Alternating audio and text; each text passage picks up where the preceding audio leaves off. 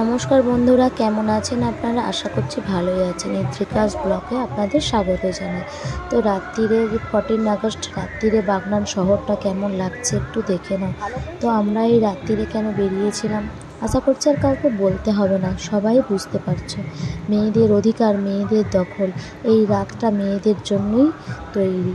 তো আমরা গিয়েছিলাম সেই কারণেই।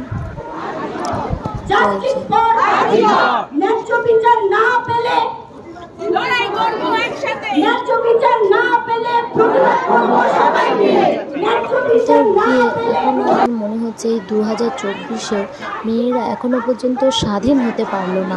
মেয়েরা ছেলেদের কোনো কিছুতেই কম নয়, পিছিয়ে নয়, সব কিছুতেই মেয়েরা সমান সমান, কিন্তু তাও মেয়েদের কোনো স্বাধীনতা নেই। এত কিছু পরেও আমার বাড়িতে একটা ছোট্ট ফুটফুটে সন্তান আছে। আমাদেরও তো এখন মনে ভয় হচ্ছে, মেয়েকে কী করে বাইরে বের করব। মেয়ে কোথাও সেফ নয়, না স্কুলে, না টিউশন, না নাচের স্কুল, না গান, না ব্যায়াম। আমরা কোথায় মেয়েকে ছাড়বো? এই সব দিন যে কেন আসে ভগবান, এইসব দিন যেন না কারোর জীবনে আসে। তো এই বিচার একটা অবশ্যই করা উচিত, যেন দোষীদের শাস্তি হয়। এই এমন শাস্তি হবে যেন তারা কোনো ছেলে পরক্ষণে চেষ্টা না করে, তাদের মনের মধ্যে যাতে না আসে যে আমি এই মেয়েকে রেপ করবো। এই চিন্তা ভাবনাটা যেন তাদের মধ্যে থেকে চলে যায়, এমন একটা সুবিচার চাই আমরা। তো রাত্রিরে আমরা সবাই গিয়েছিলাম নারী অধিকারের জন্য। বন্দে মাতরম, বন্দে মাতরম, জয় হিন্দ, জয় হিন্দ, জয় হিন্দ, জয় হিন্দ। পরদিন সকালবেলা মেয়ের স্কুলে গিয়েছিলাম। মেয়ের স্কুলের প্রিন্সিপাল ফ্ল্যাগ তুলছেন। তো আমরা গিয়েছিলাম। অন্য বছর, অন্য দিন, অন্য সময় স্বাধীনতা দিবসে 15 আগস্টে নিজেদের মনের মধ্যে একটা বিশাল আনন্দ হতো। তো আজ সেই আনন্দটাই নিজেদের মন থেকে চলে গেছে।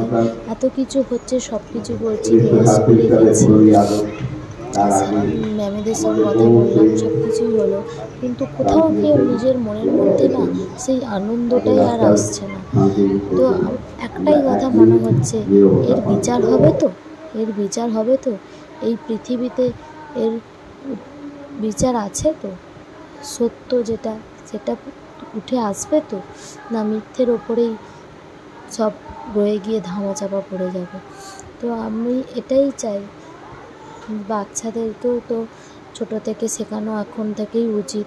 ছেলে মেয়ে সবাইকেই শেখাতে হবে যে সবাইকে সম্মান দিয়ে চলবে, মেয়ে বলে তাকে অবহেলা করবে না।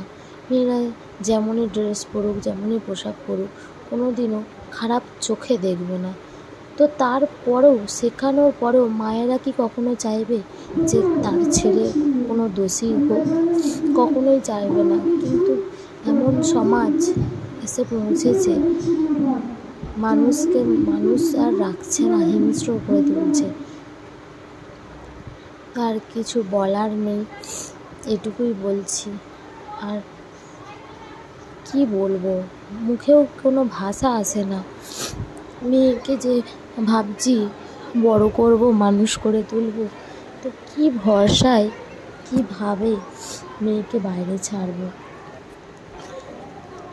নিজেও রাত্রিরে বেরোতে গেলে সেফ নয়, আর বাচ্চাদেরও সেফ নয়। বাচ্চাদের কোথায় ছাড়বো?